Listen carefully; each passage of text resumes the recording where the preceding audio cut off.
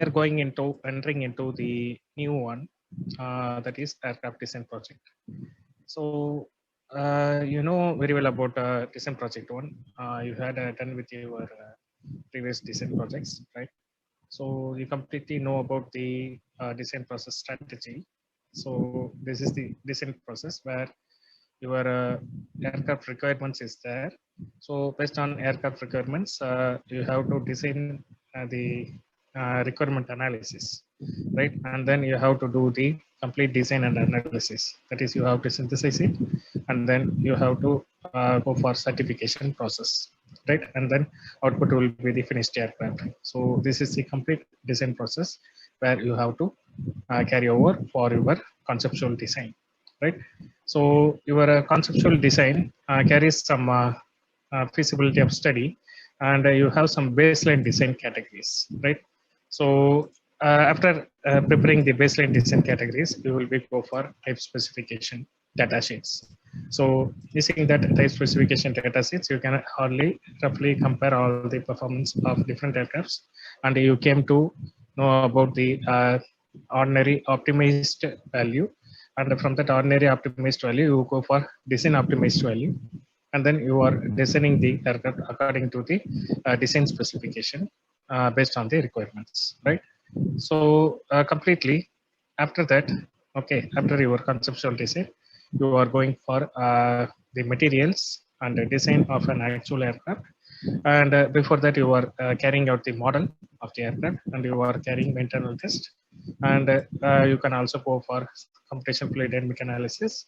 And after that, you can compare both the results, and then you are going for actual design of the aircraft, right? So this is your complete project design. So here, after conceptual design, you are going for preliminary design. So let us share this profile with you. So we have three type designs. Phases of aircraft design is three types. One is conceptual design, and the other is preliminary design, and then you will go for detailed design. Okay, so that is the fabrication process and the tooling and all, right? So the conceptual design is that what does it look like, and what requirements drive the design, and what trade-offs should be considered, and what should it weigh and cost. So these are the things which we have kept in conceptual design. And this aircraft design project 2 is nothing but your conceptual design, okay, where you are just mean for analysis. You are just doing one part of analysis, that is in the preliminary design, right? So you are just analyzing the fuselage structure, and you are just analyzing the other aircraft structures like landing gear, and then a fuselage structure, wing structure, etc. Right? So we are going for structural analysis. That is, we are touching with the preliminary design concept, but we are just going only for the structural analysis. But we doesn't go for internal analysis and the CFD analysis and all. Your aircraft design project 2 is having the syllabus up to the design of aircraft wing structures and aircraft fuselage structures, right? So let us review the concept. So here I am having the sample report of aircraft design project 2, where you will have your data from aircraft design project. So this is said to be the most important one. So the students who are all sitting here, they have to collect these previous specification and the values, corresponding values, okay, based on your aircraft design project 1. Okay, so I think it's better to review the specification. So first one is weight. Okay, so weight is nothing but the total weight of the aircraft. And then we have wing loading. Yes, wing loading is nothing but you had been calculated W by S. Okay, which is find out in aircraft design project 1. Wing area, you know, and then wingspan, you know, aspect ratio, you know, thrust to weight ratio. Okay, TD by W, you had find out the values in design project 1 itself. So this is said to be the most important one for designing the propulsion unit, right? And then CL max, so coefficient of lift, right? And then coefficient of lift at cruise speeds. So what is it? And then velocity at cruise velocity, and then maximum velocity Vmax, and then K coefficient, and then coefficient of drag. Okay, so this K is nothing but we have the induced drag coefficient. So we have CD is equal to KCl square equation. So this K is nothing but induced drag coefficient. So that's value. And then coefficient of drag CD naught. Okay. And then LBD ratio, right? And then maximum LBD ratio. So LBD max of a particular aircraft. And then length of the aircraft, yes. And the depth of the fuselage, yes. And then taper ratio. So taper ratio, if you have ordinary aircraft like normal wing aircraft, okay, you will be placing the wing with a two-seater or three-seater means you didn't require this taper ratio because you will be having only the rectangular wing. So the rectangular wing doesn't have the taper ratio. So there is no problem at all, right? So you can avoid this taper ratio and the sweep back angle only if you are having the rectangular wing configuration. Okay, and then thickness to chord ratio, yes, it is fine. And then weight of the fuel is separately done, and the weight of the aircraft is separately you are having at the top, and we have a weight of the fuel weight which would be carried by the aircraft, and then V horizontal tail, right? And then a V vertical tail. Okay, so vertical tail ratio, horizontal tail ratio, okay, with respect to empennage span, okay, and then root chord. So root chord, what's its distance, and the tip chord, what is distance, okay. So root chord and the tip chord. So that's it. So all this configuration should be known to you. So the thing is, you have to submit it in detail. Okay. So in last class, I had told you about the overview of getting your specification. Hope so. You all get your specification now with you. Now we are going to go for. Now we are going to plot a VN diagram for your respective aircraft. Right. So you have your conceptual design with you, and you got all your performance parameters with you. Now with the help of these aircraft specification and performance parameters, now we are going to solve VN diagram, right? So today's topic is about VN diagram, right?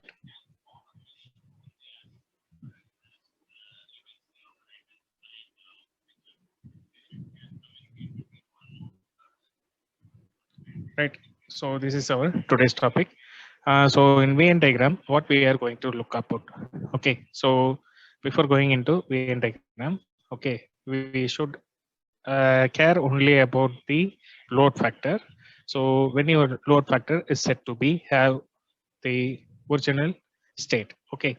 So the original state in the representation of the speed versus load. Okay, so you are carrying some load inside the aircraft and you are just going for some maneuver. So during that maneuver point, okay, if you exceed the load factor limit, what happens to the aircraft? So the aircraft causes structural damage. Okay, so in which way it causes structural damage? And then what is that limit load factor? You have to find out. And what will be the maximum limit load factor? Now, based on that, you will be going to solve ultimate limit load factor where your aircraft completely crashes. That is, it will break completely. Right. So there are two types of load factor you are considering for VN diagram. So first one is limit load factor. First one is limit load factor.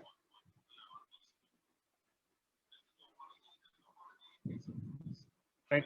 And the other one is ultimate load factor.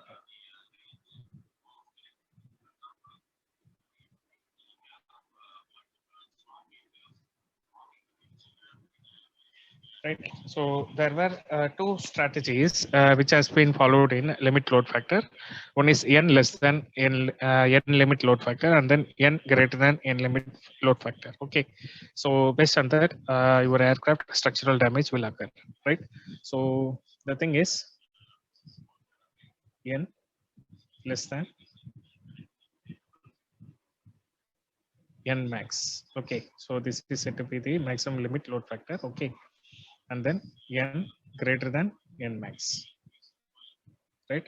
So when n is said to be less than n max, then we have some defects, but we can return to its original position. Okay, so that the flight can go for that particular speed, and the flight can have some load factor. So within that load factor, the flight can able to fly. Okay, so the pilot can do some maneuvering process within that limit. Okay, and there won't be any major cause of defect. Okay, so that is the representation of n less than n max. Okay, and when n is greater than n max, what happens? We have structural damage. We have structural damage. So we got structural damage during this n greater than n max. Okay, so during this time, what we have to keep in mind that you should not exceed the maximum limit load factor during your maneuvering process. So the pilot should know while he is going for an inverted dive, while he is going for a shallow dive, or a pull-up maneuver or push-down maneuver. Okay, so if we do or any kind of maneuvering process, okay, so the control structures, okay, which can withstand the loading condition within the stall limit region. Okay, and otherwise, if you are going for negative G, prolonging for a long time, then what happens? Structural damage happens. So negative limit load factor and a positive limit load factor. So this is the case where we are going to simplify for ultimate load factor. So when structural damage occurs, that load is said to be called as ultimate load factor, that is n ultimate. Okay, so in this n ultimate, when your load factor exceeds this ultimate load factor, so during the time, what happens? Parts of airplane will break, right?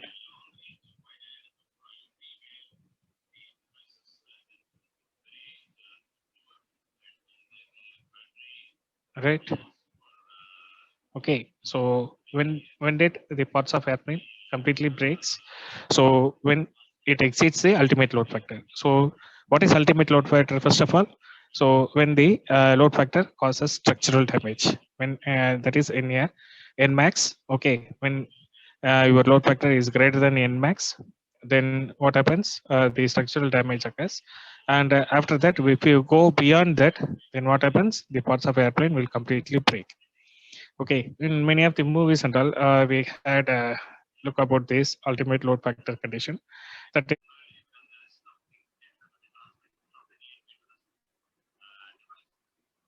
positive load, and the other is negative load.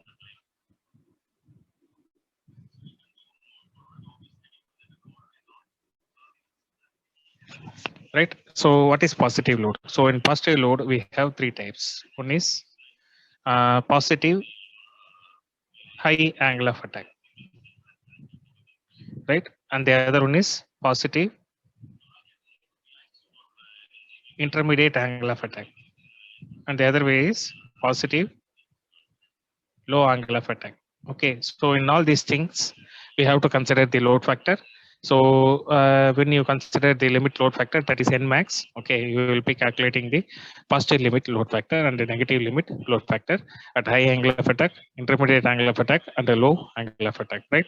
And then like unlike a positive load constraint, okay, we will be having the negative load constraint. So this is nothing but negative high angle of attack, and then negative intermediate angle of attack, and then negative low angle of attack, right? So when is positive high angle of attack occurs? So only during pull up maneuver, only during pull up maneuver, right? So when you are facing negative load angle of attack, only in pull down maneuver, right? And then we have positive intermediate angle of attack. When did you face a positive intermediate angle of attack? At the high speeds, that is high level speed. So during level flight condition, when you are traveling in high speeds, then it is you are facing positive intermediate angle of attack. Okay, so in the same condition, we have negative intermediate angle of attack, but you are at diving position, that is flight in inverted position. That is inverted flying, right? So when you are going for inverted maneuvering or inverted flight, so during that condition you are facing negative intermediate angle of attack, right? And then we have positive low angle of attack. So this has been occur in shallow dive. So this has been occur in shallow dive, but this negative low angle of attack has been activated for dive speed. That is inverted dive, right? So there are some conditions here. You have to follow the G. Okay, so G is nothing but gravitation of the aircraft. Okay, when an aircraft experiences G forces, so that G forces should be like plus 1G, 2G, 3G. Likewise, it will be increasing for positive load. For negative load, we will be having minus G, minus 2G, minus 3G. Likewise, we will be having the negative load factor. But the thing is, you have to maintain the negative load factor during the dive speed condition is should not exceed 0G condition. So if it exceeds the 0G means, that is if we go for negative means, then what happens? We could not able to recover the aircraft in that original mode. Okay, then what happens? Suddenly it went to stall, and we will be experiencing a large amount of uh, negative loads, and which could cause the structural damage, right? So 0G is the limit for negative low angle of attack, and then for negative negative intermediate angle of attack, we should be having minus 1G. So the state is minus 1G has been maintained, and then for pull down also we will be maintaining for high angle of attack we will be maintaining minus 1G. Right. So here for a positive high angle of attack for pull up, we will be maintaining 3G to 4G, right? And then for intermediate high angle of attack, we will be experiencing 1G. And then for a positive low angle of attack, we will be again experiencing 1G. So these are nothing but the positive load limit load factor and then negative limit load factor, right? So this is the actual definitions of positive load and negative load conditions, where we are looking for different strategies in positive load condition and different strategies in negative load conditions, right? Now we are going for actual calculation work, right? So what we are going to predict first. So we are going for positive load factor or positive limit load factor.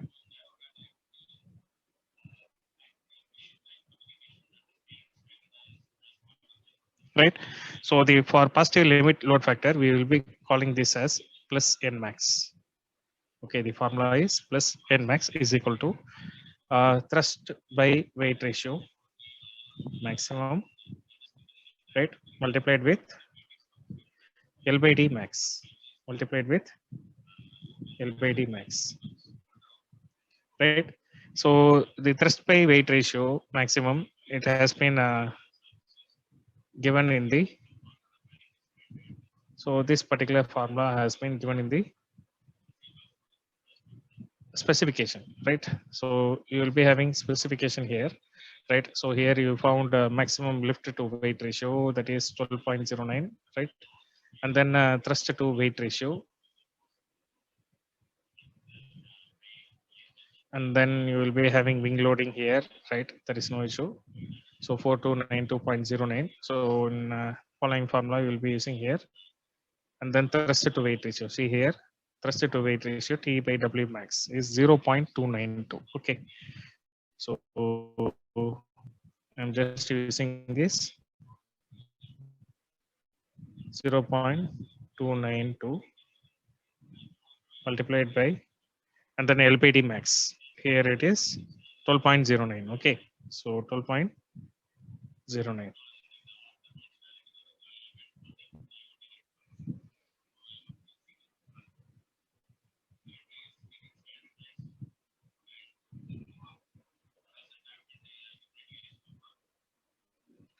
So multiplying this, what we get? So this is your plus n max value. Now we are going for negative limit load factor. Okay. Now we are going for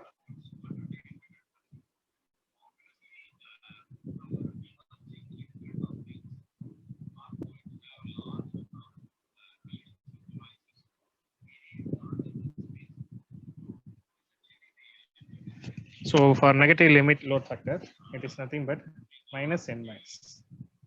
So negative limit load factor is minus n max is equal to 0.4 times the positive n max. 0.4 times positive n max. So we had find the value of positive n max as 3.53, right? So 3.53 multiplied with 0.4. So what is the value of minus n max? Yes, what is the value of minus n max?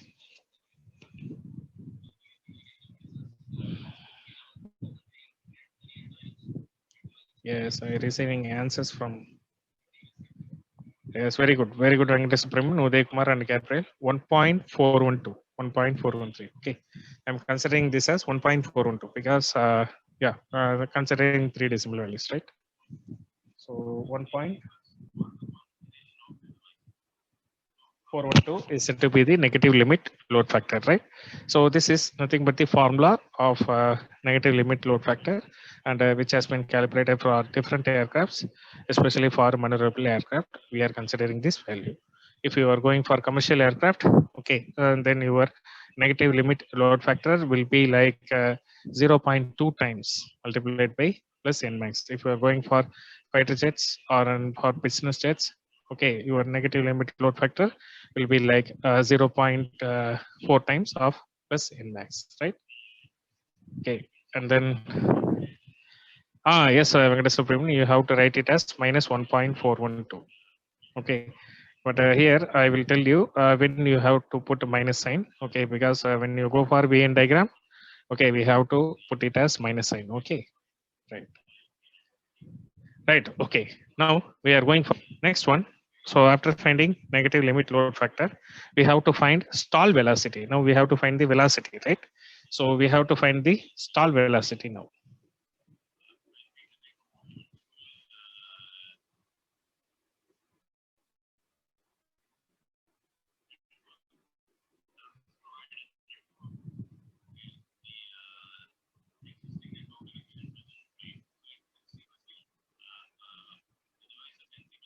So now we are going to find stall velocity.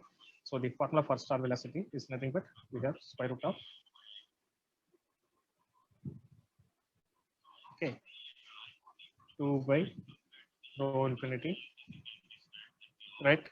W by S, okay, multiplied by 1 by CL max, right? So here it's very simple that we can substitute all the values. So 2 into W by S. So what is your W by S? W by S is given in this performance chart. So which had been evaluated from ADP 1. Okay. So it is 4292.09. 4292.09. Okay. And then divided by rho infinity is 1.225. Okay, which is nothing but the density of air multiplied by CL max. Okay. So what is your CL max? See here, coefficient of lift max 0.689. Okay. So 0.689. Okay. Now what is your stall velocity? 100.82 meter per second. Okay, so this is your stall velocity. Now, after finding the stall velocity, we have to find the velocity at positive limit load factor and the velocity at negative limit load factor, right? So this is a thing you have to find, right? So how could you find it? So using the formula called positive limit load factor, which is nothing but it's depend on the stall velocity. So what here you have going to do is you are just multiplying with the square root of n max. Okay, just you are multiplying the stall velocity with the square root of n max. So let me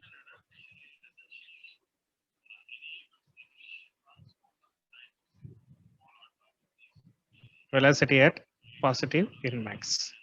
So it is nothing but we have V stall velocity, right? V stall velocity, which has been multiplied by square root of plus n max. Okay, so that is we have stall velocity as 100.82, right? And it has been multiplied by square root of plus n max. So what is your plus n max? 3.53. Okay, so plus square root of 3.53. Okay, now what is the answer? 0.42 meter per second, and I am calling this velocity at plus n max as VA. Now I am calling this plus velocity at n max as VA. Okay, and then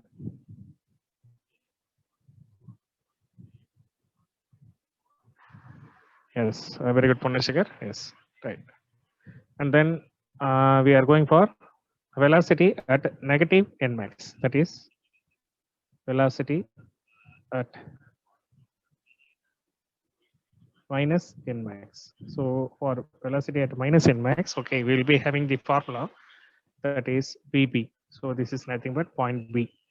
So here you will be having square root of, so 2 minus of n max, 2 minus of n max into W by S, okay, and then divided by rho, okay, and then 1 by minus of CL max. So minus of CL max. So minus of CL max means negative maximum coefficient of lift. So negative maximum coefficient of lift. So for my design consideration, okay, my negative CL max value is 0.1379. So it is 0.1379. It is not CL max which we had substituted earlier. So this CL max is for positive angle of attack, and this negative CL max is nothing but for negative angle of attack. What will be the maximum coefficient of lift? Okay, don't confuse. So this value is different and that value is different, and then you have minus n max value. So what is your minus n max value? It is 1.412. Okay, you just substitute these values, right? So 2 into 1.412 multiplied by, and then what is your W by S? 4292.09.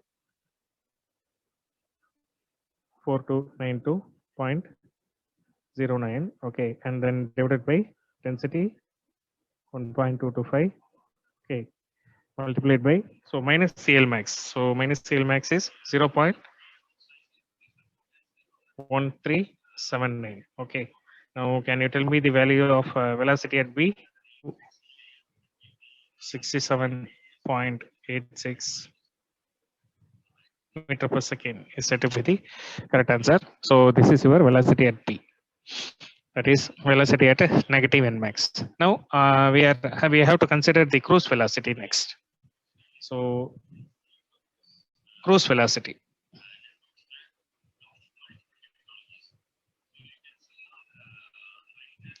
So this is nothing but the calculated velocity, okay, which is said to be called as V cruise, right? So what is your cruise velocity? So which it has been already found out by you. So it was 250 meter per second. Okay. So otherwise we have the another cruise velocity, that is V max cruise velocity, right? So we have two different cruise velocity. Don't confuse yourself. Okay, you should not do this cruise velocity, but here your maximum velocity has also been considered as cruise velocity. So the maximum velocity which has been found out from your specification is said to be called as cruise velocity. So that velocity you have to consider. So it was 270.6. It was 270.6 meter per second. Okay. Now you have to find die velocity.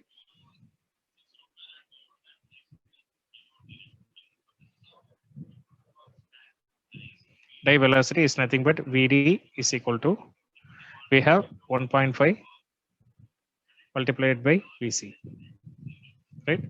So what is 1.5 multiplied by Vc?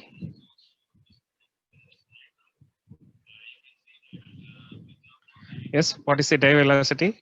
Is 405.9. Okay, yes, that's good. Okay, meter per second. So at last, we have to tabulate. That is, what are the velocity and what are the load factors we are considering here, right? So, okay, so we have velocities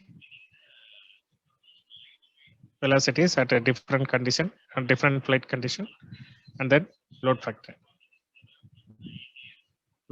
corresponding to it, right? So first of all, which velocity you had find out? So we had find the stall velocity at the initial case. So when does the stall velocity will happen? Okay, this is the question. So when does the stall velocity happens? At limit load factor. At when n is equal to 1, the velocity of stall velocity is 100.82. Okay, so velocity, first velocity is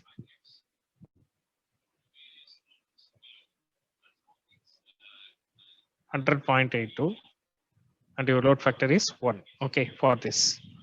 And then we had estimated this value of velocity at plus n max. Okay, so velocity at plus n max is 189.42. So 189.42. And what is your load factor at that condition? It was nothing but 3.53. Right. So the velocity is 189.42 and the load factor is 3.53. Right. So this is your plus n max value. And then we have the negative limit load factor and its velocity. So what's its velocity? 267.86. So 267.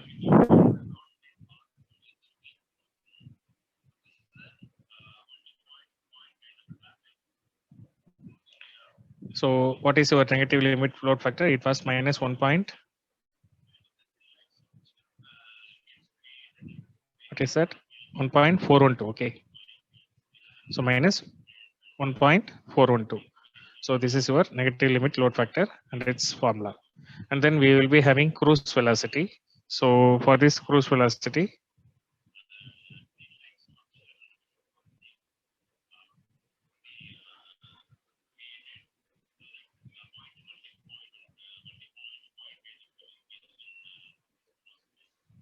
(270.6). Okay, so for this cruise velocity, we are using the same negative limit load factor. So 270.6.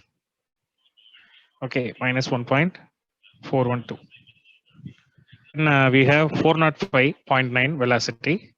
So for this 405.9 velocity, that is your die velocity. Okay, so this die velocity is at two load factor condition. One is at 0 condition and the other one is in net load condition, that is 3.53. Right. So we are considering two die velocities here. So one is at the maximum limit load factor. It was 3.53. That is positive limit load factor. And then the same load factor will end at a 0 condition. That is a 0 limit load factor. We have to maintain within this limit. We can maintain the speed as well as we can maintain the load factor limit within this from 0 to 3.53. Okay. And then on further speeds like 267.86, you have to maintain for negative limit load factor and 270.6 for minus 1.412 negative limit load factor. Now what we have to do is, now we are going to compute this in an Excel sheet. Okay, so in an Excel sheet, so aircraft velocities for different velocities I am having here, right? And then load factor n for different values I had been plotted. So first I am starting with 0 condition and then I am ending with 0 condition, right? So we have aircraft velocity. Okay, that is our first velocity. This is set to be a stall velocity. So that stall velocity load factor is 1. And then 189.48, which has been found out at 3.59, set to be the ultimate load factor. And this ultimate load factor or net load factor, how we are computing with the help of delta n formula. That is, you have to add 0.06 with the 3.53, so that we are having 3.59. So this is set to be the ultimate load factor. And then for die speed, we are having for 2 die speeds and the 2 load factors are there. So the limit is from 0 to 3.53, right? And then we have 270.6 as minus 1.412, and this is 161.57. It has been given for minus 1.412. Okay, so this is said to be the negative load factor limit, and then we have 0 to 0, right? Now after tabulating, okay, you just put all the values in the Excel sheet, and you just go for the command insert. So in this recommended charts, you will be having this recommended chart. So scatter with straight lines. Okay. So you can use either this formula or this formula. So I can go for this formula so that I can mention the points at all positions so that it could be easy for you to indicate and you can understand easily, right? So scatter with the straight lines and the markers. Just I am selected, and this is set to be the VN diagram for my conceptual design aircraft, right? Okay, did you understand how to draw the VN plot? Right? I think everybody understand this concept. Since you have 267.86, and from here, okay, you will be having this chart like this, right? So your values are now we have the coincidence of 2 values. So the nearest values. So your negative limit load factor velocity and this aircraft velocity both are said to be same. Not like the similar condition, we have some difference. So there won't be any similarities. There is some difference in it. Okay. So yes. So when you calculate this, okay, you will found 267.86. That is your VP velocity. Tabulation part. So after doing the tabulation part, this is your final graph of VN diagram. You will obtain the graph like this. Okay, and then you have to name 0, A, B, and then C, D, E, F. Okay, and then you have to name the y-axis and the x-axis constraint, and you have to indicate all the names, and you have to type all the types of velocity. So we have negative corner velocity and a negative load limit and a positive load limit and a positive corner velocity. That is called a die velocity, right? And in next class, we are going to discuss about this gust load factor. So